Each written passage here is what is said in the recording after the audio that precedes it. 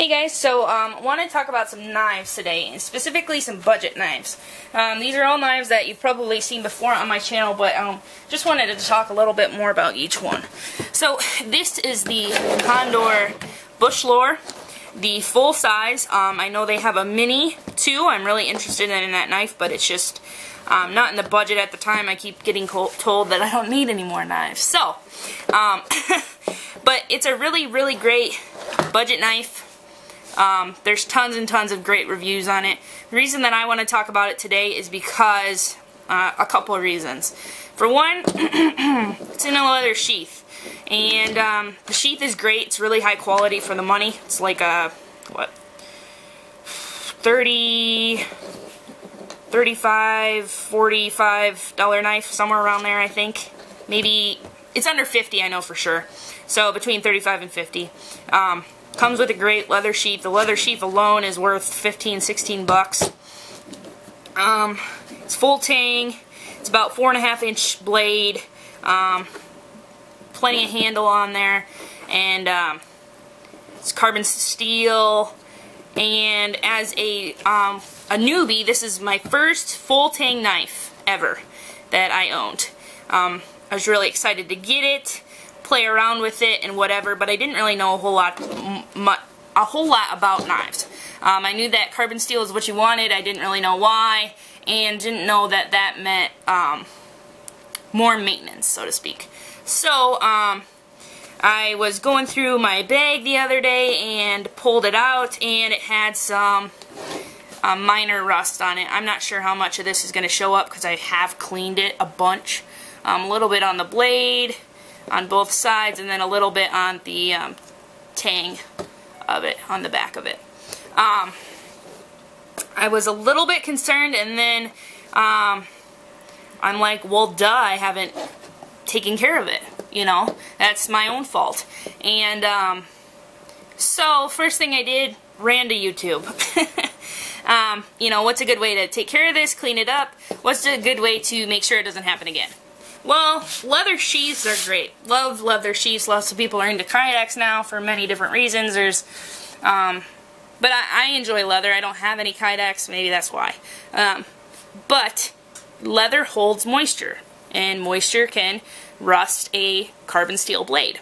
So basically, that's what happened. I didn't go out and play in the rain with this thing.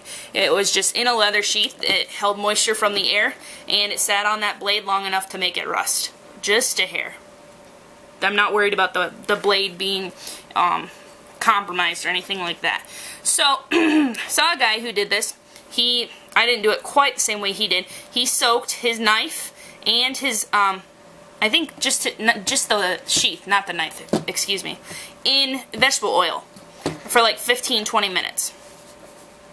So, I kind of tweaked that, and what I did was I took olive oil, vegetable oil, whatever you got, poured a little bit down the hatchet, and then rubbed it all in, all over, very generously, and didn't really rub it off. I tried to rub it in, okay? Just used a piece of t-shirt hank here, and was just kind of rubbing it in, letting it be oily. I didn't want to rub it clean or anything like that. I wasn't planning on using it right then. This is something I did right before I went to bed, so I could just leave it sit like that. I also wiped down the knife really well, handle included, and just kind of rolled around some oil, dabbed it out, wiped around inside, did the best I could, and that seems to have really taken care of the issue. I did that last week, I think. It's not slippery in the hands. I've since, you know, wiped it off, wiped it down, cleaned it up. I took some steel wool to some of the problem areas, and that cleaned it up quite a bit. But I was worried about the handle maybe being slippery since it's wood and it's all oiled up. It was maybe when it was like fully soaked, like right after I poured it on there. Obviously it's going to be a little bit slippery, but not at all right now. It's actually maybe a little bit more grippy, I feel like. And then every time you put this knife in there and you pull it out, there's a little bit of oil on here. Not enough to, you know, make it dangerous or slippery or anything like that. Just enough to protect the blade, and I really, really like that. So, it's just kind of a trick that I saw I liked, and so I wanted to share that with you guys. Some other things that I did today is, right here I have the 2 Mora knives. This one is the MG, what is it, like a $16 knife, $15 knife, and this is the standard $9 knife. The standard one is carbon steel. The MG is stainless steel. As you can see, they're very similar in blade shape, etc.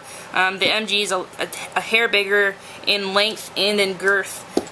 It's got a grippy handle, which is nice. I enjoy the handle of this blade more, but I'm coming to know that I'm not a huge fan of stainless steel. So one of the big issues with Mora knives that everybody pretty much knows is that they don't have a 90-degree spine. At least these models don't. There are models that do. And so you can't strike a ferro rod. So I spent the morning tweaking that. What I did was I took a file that I had and just worked specifically right against the handle, because that's typically where I go to strike my rod. Okay, and I wanted an 1.5 to 2 inch area that was good enough to strike a ferro rod if I needed to. This isn't necessarily something that, oh, I'm going to start a fire with a ferro rod, let's pull out my Mora. I'm probably going to go to this knife or a different knife that has a better 90-degree spine. However, if this is the only knife that I got on me and I need to start a fire, I want to be able to do that, because I typically have a ferro rod somewhere with the sheath of both of these knives. This one, I have an inner tube, goes around it, and then you can tighten it on. And this little survival tool has a ferro rod in it, built into it. So, that was really important to me, and that's what I spent the morning doing. So, the carbon steel blade actually did not take very long. And I don't know if you can see, the MG is a hair thicker of a blade, and maybe that's why it took longer. Not a lot, but I think it's because of the stainless steel. It took a lot harder to be able to get this to be able to strike a ferro rod, and it's not even as good as this one is, as far as I'm concerned. So I'm just going to demonstrate, maybe. Of course, now it's not going to do it. There we go. So, yeah. So that one works pretty well. I mean, it's not crisp, it's not foolproof, but it'll work. For an emergency situation, it'll work. You can just tell by the feel of it, it's just not that crisp spine. I worked on it, and worked on it, and worked on it, and it will do it, but God, it's just not near as easy as this one, and I've probably worked on it longer. I've tried different methods. If anybody has any ideas that's a manual tool, like with a file, I don't have a lot of power tools, and I'm not going to go buy a power tool to modify a $15 knife. Doesn't make sense. So, I mean, it will do it, but gosh, it's not anything like what some of these other knives will do. So if anybody has any tips, tricks with a file, if I'm doing it wrong, please let me know. You just feel it. This honestly strikes that better than either of those knives. But anyway, so just want to share that with you guys. If you have any tips, tricks, whatever, please let me know. I'd greatly appreciate it. Thanks for watching.